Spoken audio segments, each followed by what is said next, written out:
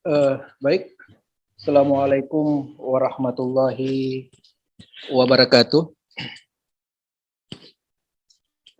Waalaikumsalam. Bismillahirrahmanirrahim. Subhanallah, walhamdulillah, wala ilaha illallah, wallahu akbar.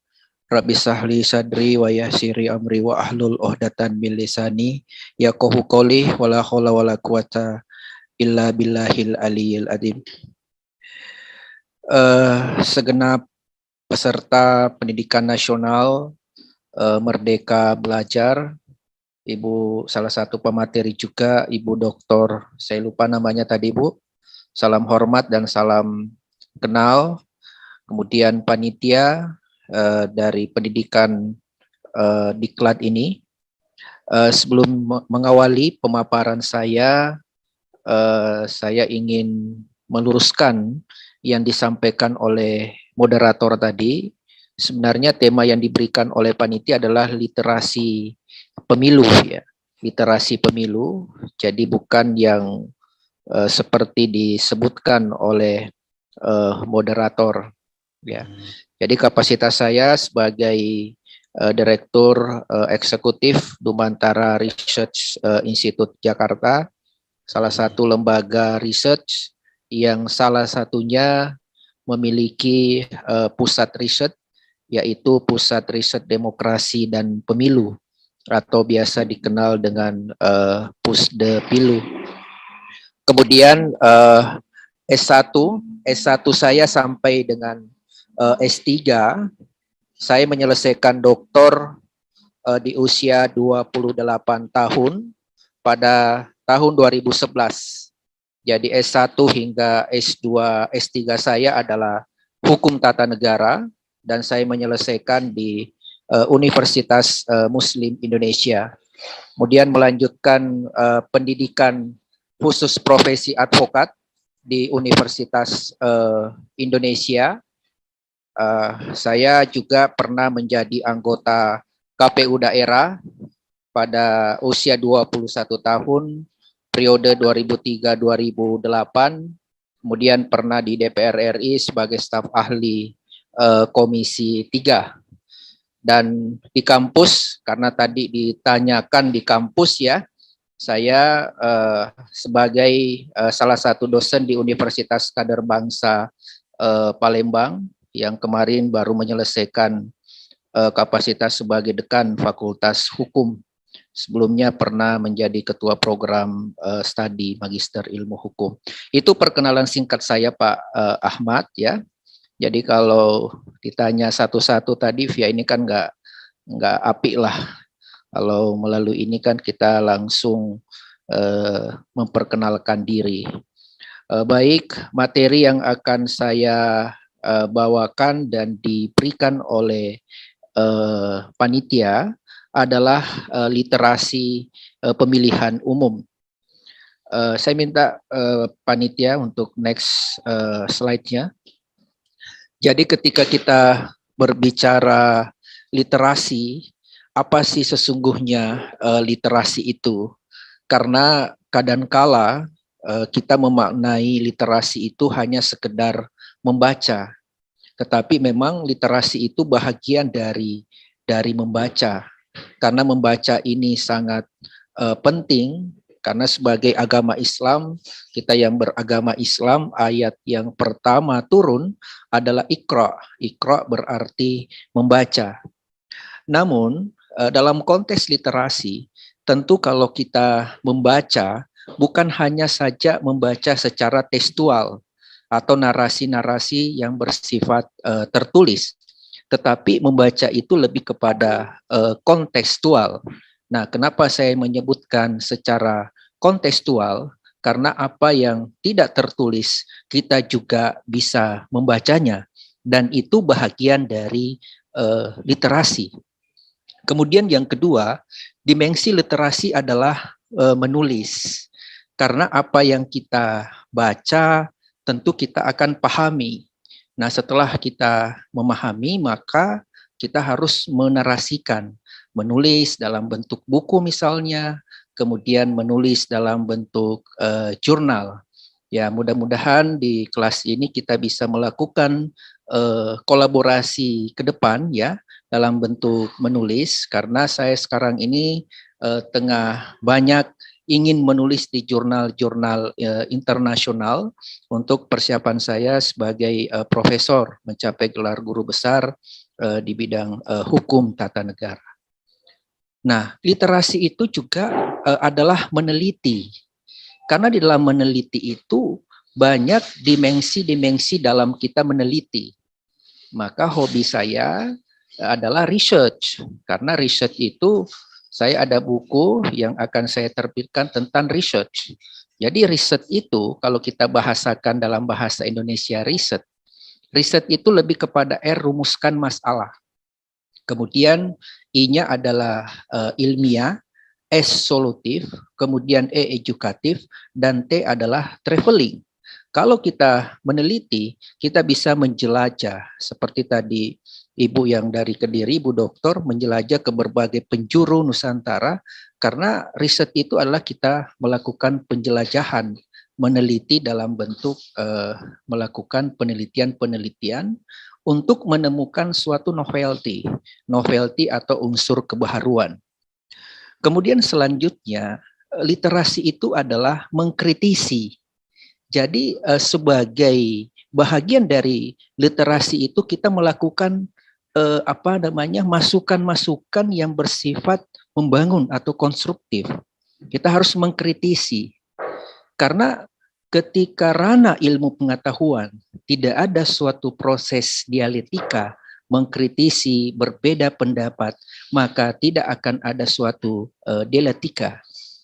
Nah, elemen literasi yang terakhir adalah mengedukasi.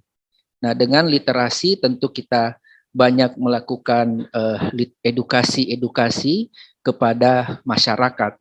Salah satu contoh misalnya, disiplin ilmu saya sampai doktor adalah ilmu hukum.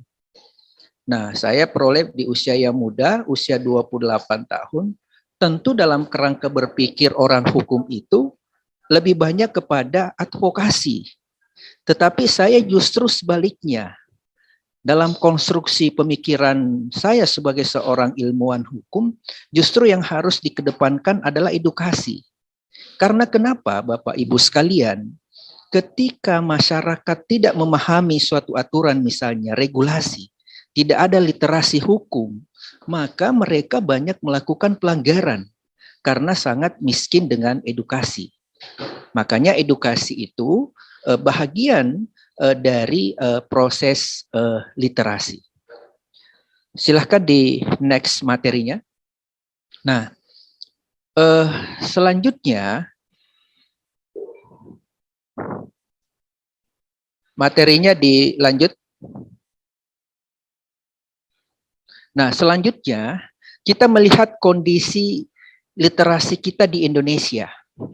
Ya, dari data yang saya dapatkan bahwa Indonesia itu peringkat 62 dari 70 negara atau berada di urutan 10 negara terbawah yang miskin literasi. Tetapi ada suatu yang unik bahwa kondisi literasi di Indonesia hari ini justru yang sangat menggembirakan adalah literasi digital. Nah, di literasi digital ini, bila mana kita membagi literasi digital masyarakat perkotaan atau masyarakat urban, itu 52,5% dibandingkan dengan literasi digital masyarakat rural atau masyarakat pedesaan. Jadi sekitar 49,8%. Atau sekitar selisihnya 2,7% selisih literasi digital masyarakat urban dan masyarakat pedesaan. Ini yang menggembirakan. Tetapi di tengah itu perlu kita melakukan edukasi. Karena literasi digital ini bahagian dari 6 elemen dasar yang literasi yang ada di Indonesia. Selanjutnya.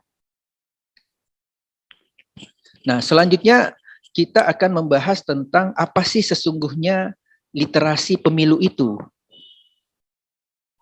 Nah, literasi pemilu ini sesungguhnya berada pada 6 elemen dasar dari literasi budaya dan literasi kewargaan. Karena terkait dengan kewargaan, kita berbicara tentang hak-hak dasar, ya. Kita berbicara tentang hak-hak dasar warga negara.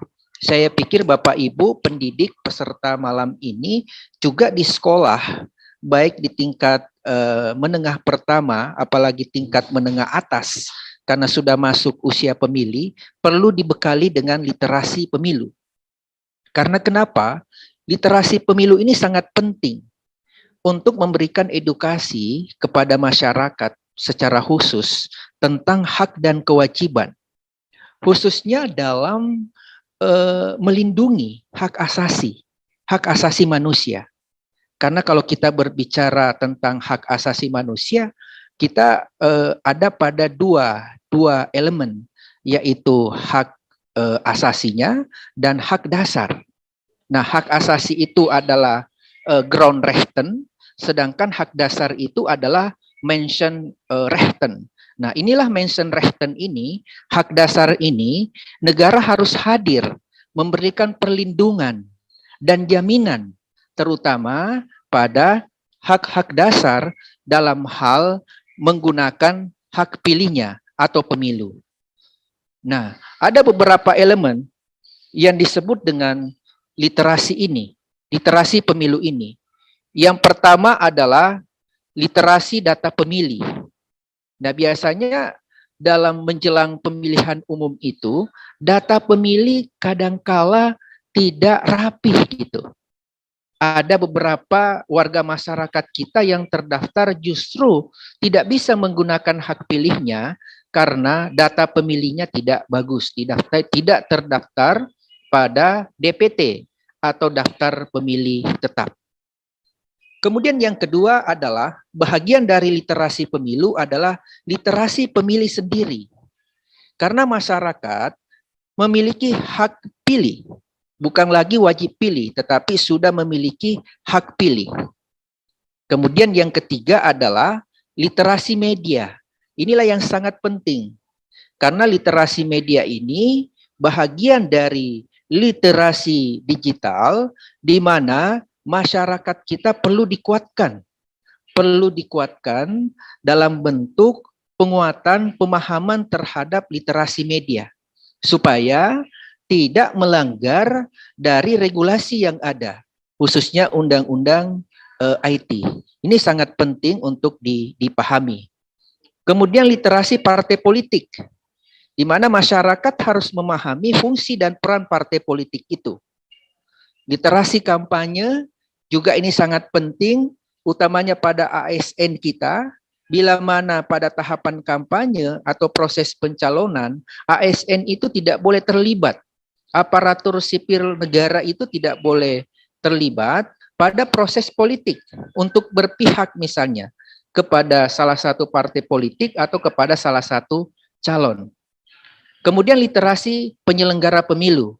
Itu ada literasi KPU, ada literasi Badan Pengawas Pemilu, ada literasi DKPP, Dewan Kehormatan Penyelenggara Pemilu. Kenapa ini sangat penting? Masyarakat perlu memahami bahwa KPU itu adalah penyelenggara pemilu.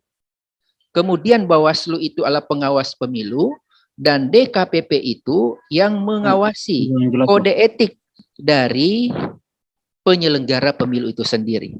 Dan yang terakhir adalah literasi peradilan konstitusi.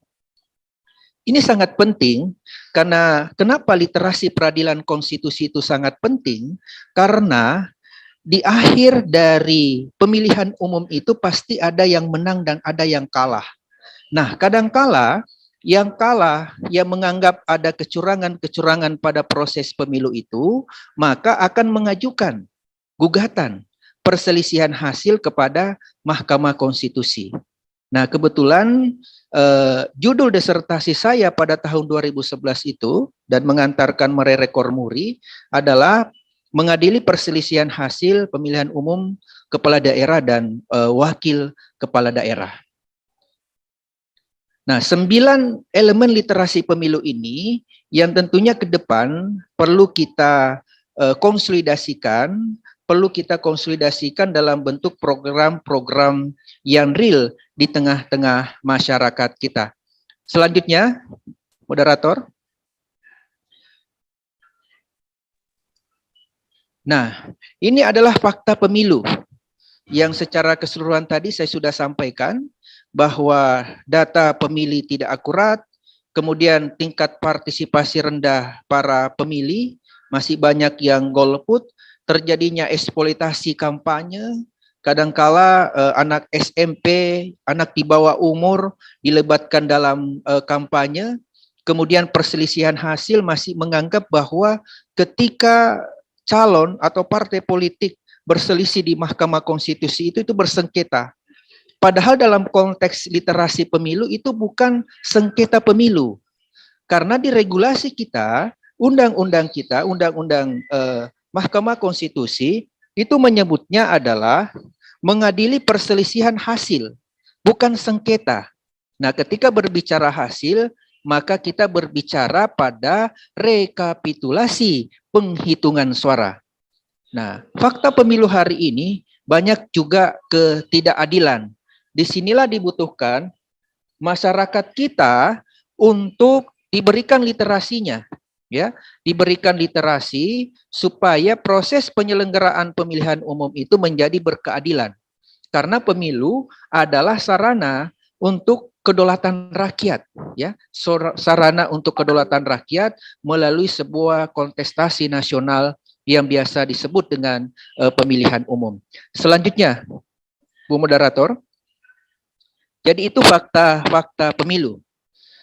Nah, apa yang harus kita lakukan? Nah, di Dumantara Research Institute ini, melalui Pusdepilu, Pusat Riset Demokrasi dan Pemilu, kita sekarang ini tengah membentuk komunitas-komunitas literasi. Jadi komunitas-komunitas literasi itu dalam bentuk desa literasi pemilu, kemudian ada rukun tetangga penggagas literasi atau penggerak literasi, kemudian ke depan kita akan membentuk kelompok penyuluh milenial literasi dan rumah literasi. Karena kenapa? Kalau gagasan-gagasan yang bersifat teoritis itu tidak dimanfaatkan dengan baik kepada masyarakat dalam bentuk program-program real, berarti kita hanya bergerak kepada ranah yang bersifat teoritis saja, tanpa melalui secara praktis. Nah, yang harus disentuh adalah desa, karena di desalah banyak masyarakat kita yang perlu dicerahkan, karena di desalah adalah otonomi yang sesungguhnya. Juga yang paling penting, peran serta Bapak dan Ibu, baik yang mengabdikan diri di sekolah dasar, sekolah menengah pertama hingga SMA, SMK, maupun perguruan tinggi, yang harus melibatkan langsung bagaimana literasi pemilu ini bisa diaktualisasikan dengan baik. Karena selain saya sebagai seorang dosen, peneliti, dan pengacara, juga itu saya gabungkan kepada komunitas-komunitas itu, karena literasi pemilu ini harus menyebar pada semua kelas-kelas masyarakat yang ada di Indonesia. Selanjutnya. Nah, ini adalah gerakan literasi bersama. Nah, kita harus memulai dari mana? Literasi apapun itu, bukan hanya saja literasi pemilu, maka kita harus mengawali dari pribadi, dari diri sendiri, kemudian keluarga, selain kepada keluarga juga lembaga adat. Ini sangat penting. Kenapa? Selama ini saya melakukan research di berbagai penjuru Nusantara, karena dalam kepentingan persiapan saya untuk guru besar, profesor di bidang hukum, jadi saya menemukan suatu teori yang sekarang ini sudah dihakikan, adalah teori konstitusi Nusantara. Disitulah saya bersentuhan langsung dengan lembaga-lembaga adat. baik lembaga-lembaga adat yang ada di Kerajaan Sriwijaya, kemudian di Selaparang Lombok, kemudian di Bali, apalagi di Jawa, Majapahit hingga Singosari sana, lembaga adat ini sangat penting untuk mengefektifkan suatu program-program masyarakat yang berbasis masyarakat. Salah satunya adalah literasi ini atau literasi pemilu ini. Ini sangat penting untuk kita lakukan. Di samping itu di rumah ibadah atau dengan tokoh-tokoh agama, ya, baik Islam, Katolik, Protestan, Hindu, Buddha hingga Konghucu, itu perlu kita melakukan literasi-literasi seperti itu. Kemudian juga di tingkat desa. Di tingkat desa ini penting yang saya katakan tadi, karena desa itu adalah otonomi yang sesungguhnya. Selanjutnya, habis ya.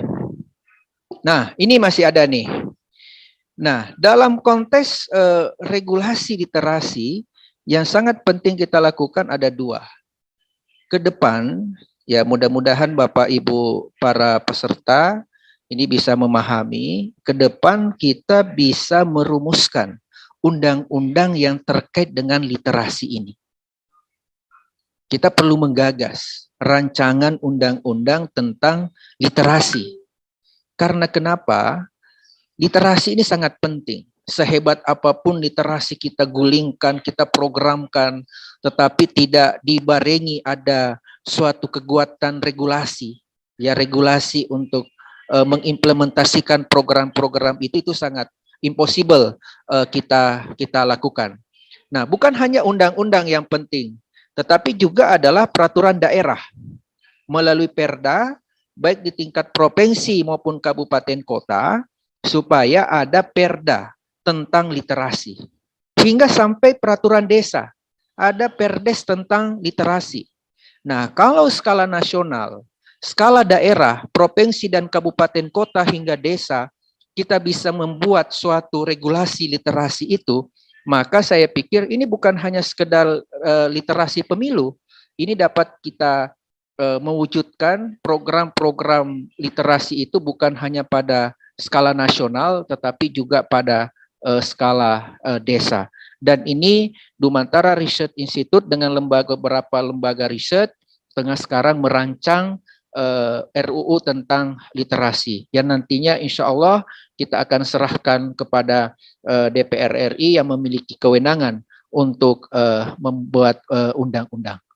Selanjutnya, Bu Moderator. Nah, habis. Nah, ini saya terima kasih. Kita perlu sinergi energi, maka saya sebut salam sinergi energi aksi literasi untuk Nusantara Unggul tahun 2045. Demikian pemaparan saya untuk mengawali diskusi ke depannya. Terima kasih. Assalamualaikum warahmatullahi wabarakatuh.